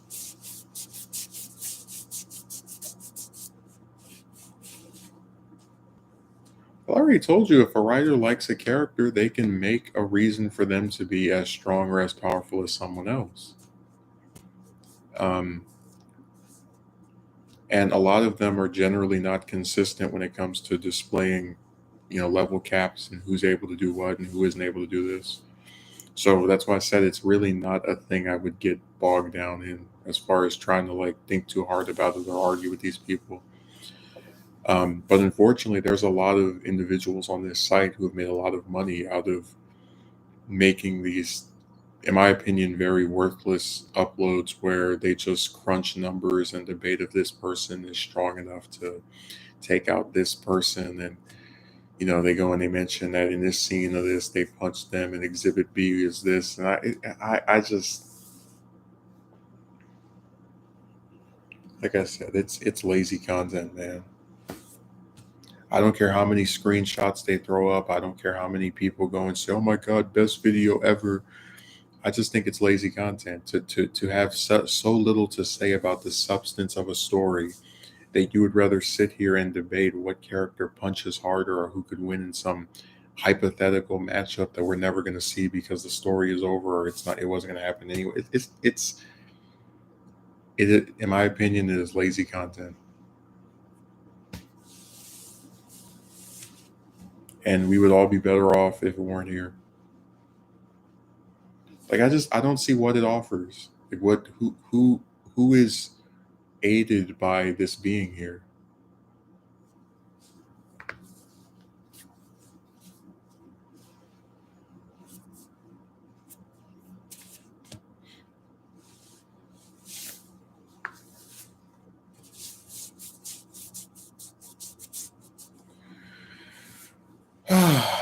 Well, I told you they have to sound like experts to make their fans believe they're actually saying something substantive. But any old person could make a video and go, who could win this character or that character? Well, if you look at what this person did and contrast with what that person did, I think this one would probably barely squeeze out a victor. That's not hard. You know, let's say I wanted to make a Superman show and I write out an outline. I'm like, all right, in season one, we're gonna have this villain in that episode, this villain, overarching plot is this, that, the other. Something like that would be hard because I'm having to create a whole new story. Granted, it's about an IP that someone else made, but what's basically a whole new story about a character that I really, like, whatever, and I'm trying to do justice to, and it's got to be, in my view, reminiscent of the source material. So I'm just trying to get you to understand that's a thing that would actually require effort. Sitting here and crunching numbers about who's more powerful and whose punch tastes like coffee and which one tastes like corn. It's not worth bothering with, man.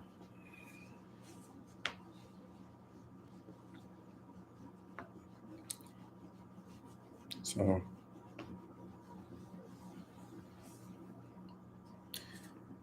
but yeah, it seems they care more about how strong the characters are, other than discussing the substance of the characters. Well, that's why I said that. One of my friend who saw Endgame was trying to say that Captain Marvel did more to help defeat Thanos than Black Widow did, and I'm like, I don't know what she could do if she's deceased. And then he forgot that she was deceased, and it was one of those things where you could tell he really just only cared about who punched the strongest. And I was rolling my eyes because I said before, I don't care how many power ups they give her. I don't care how powerful they try to make her seem. She's still a weak character. She's introduced in one of the last films of a 11-year story arc and suddenly has this ascended importance that just doesn't make any sense to me.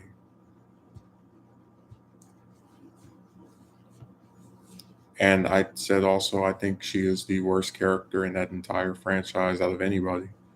Um, Certainly, out of any of the ones who have had their own movie. Mm.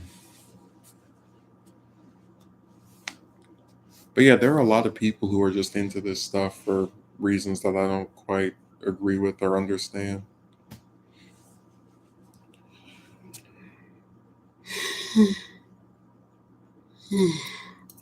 Mm.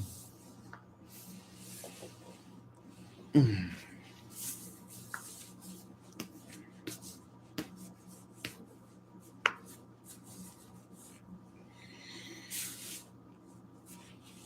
Mm.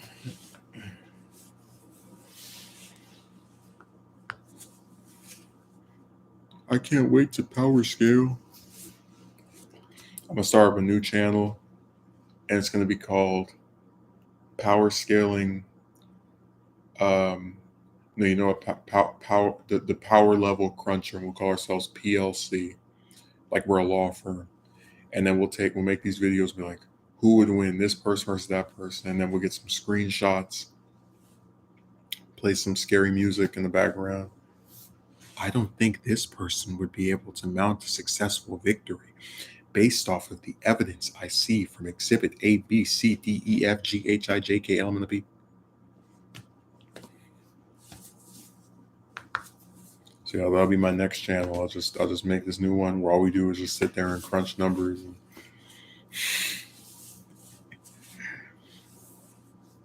tell you, this stuff is so goofy. Like I don't know how anyone takes that seriously. And what's worse is that I go on somewhere like Reddit, um, and I'm telling you, like they'll sit there and write paragraphs to each other. Who could win in a fight?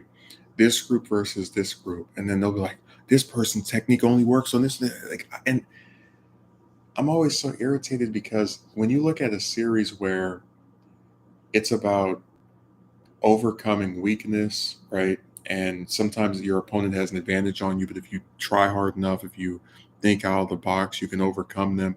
And like to have these people try to supposedly logically break down why this person could never win again. I just it just feels so antithetical both to the point of the series, but also in terms of their priorities. Like I'm not seeing paragraphs being written about what character was good or was well executed or likable. They're talking about strength and whose technique would work the most and what's all of it is just so pathetic to me.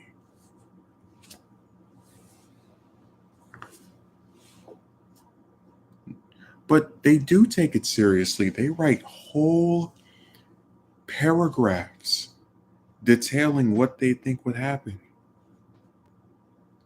It says in chapter 375 that this person is stronger. This person uses this technique in this a fight with this other person and it does this amount of damage according to this guidebook. And I'm like, that's why I said that like I like some, some mangas. I like American comics as well.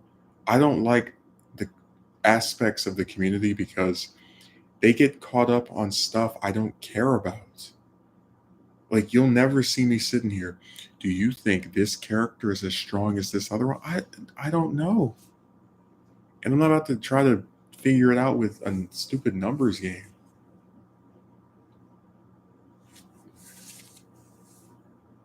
So I said the whole thing is just sad to me. Like people really get invested in that stuff. Because like I said, it makes me not want to have a conversation about this if they're just gonna get bogged down in that crap. A God's Game Merchant, you probably don't remember this, but I did a stream about a DB character, and this guy was like, they're only stronger than this other person, and I was like, dude, that's not the point of the damn stream. We're talking about their role in the series, their importance to the plot. Like, get lost. Seriously, like people just They pick the most just strange stuff to. They create headcanons and then pretend it's fact because their arrogance supersedes their intelligence. Yeah, that dude was a brain dead moron. He's also the same person who said he refuses to watch the original DB because there were people they didn't know how to blow up planets yet. That's his reason for ignoring an entire series because the characters didn't know how to blow up planets.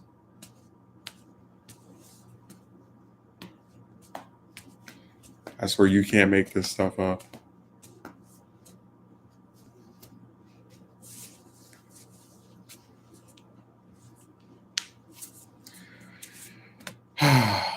Like I said, at some point I might make some more DB content, but as things stand, I'll mention it a few times on a stream. Maybe I'll want to, make some videos with it, but for the most part, I just let it wallow with its transformation power level, Saiyan obsessed fans because I'm not interested in arguing with them, man. Mm. I just don't see where it does any good.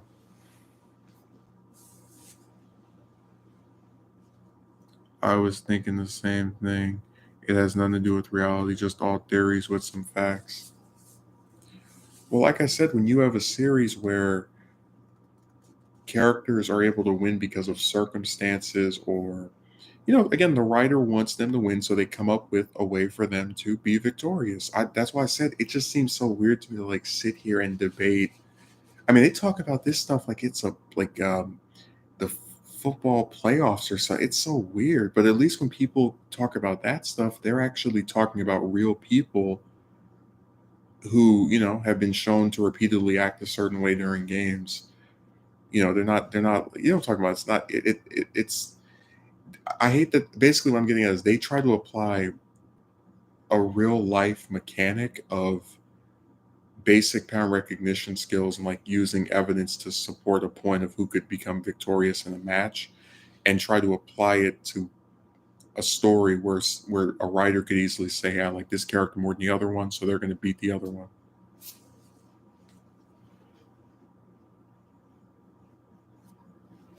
And I hate when people do that. I hate when they take real life mechanics and stick them in stories. That is so obnoxious.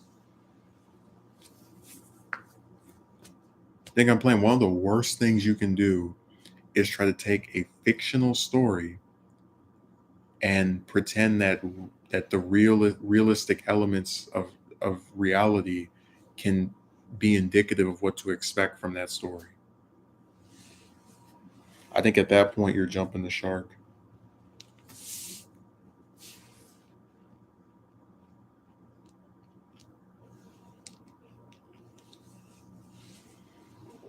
There's an actual debate. Right. Well, I'm saying that it's different because in real life you can determine results based off of previous patterns you recognize from a person or source. But when you're talking about um, a story that somebody wrote, you can't do that. It would be like if I wrote a story and I had, I'm just gonna throw some characters out here. Um, no, you know what? No, I'm not gonna do that. But it would be like if I wrote a story, I had a character who in the official story lost to some other character, right? And I have them beat that character in a rematch. And this person's like, "Oh, well, they can't beat them. They're too weak." I'm like, "Well, I'll show them training." "Oh, they're still going to be too weak." It's like, according to what? You?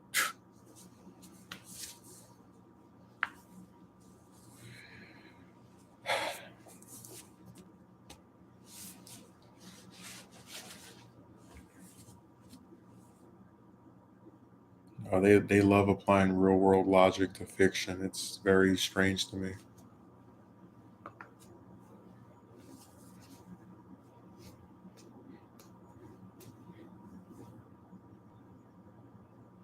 So yeah, at this point, I really don't want anything to do with these people. I just let them talk to themselves. Like if they want to sit there and get caught up on power scaling and all the rest of that stuff, it's nothing to me. When I do a story, I focus on making a character I really like or writing someone in a way that I think is beneficial to the plot. And I don't. I'm telling you, like I never get caught up on strength. Like I don't know why everyone is so obsessed with that. The only reason because he knows his fans would lose their minds if anyone do anything significant. Um, I think what it is that they have this bias where they think that since those two sell the most merchandise, supposedly, then people don't care about the other characters as much. Um, but like I said, read the manga. They're actually not the focus right now, and it's been for the last few chapters. Um, and like I said, superhero did well. You know, it didn't get as good of a box office as as the Broly movie, but still. So there are signs that they are willing to focus on others, and and if we can keep showing them positive reception to that, I'm optimistic that we might, because it's like there's no way the super manga runs for 10 years or for like another 5 years or 15 years and every chapter is just the same two characters over. I don't believe that, which is one of the reasons why I really like superhero, because it tried to be something different.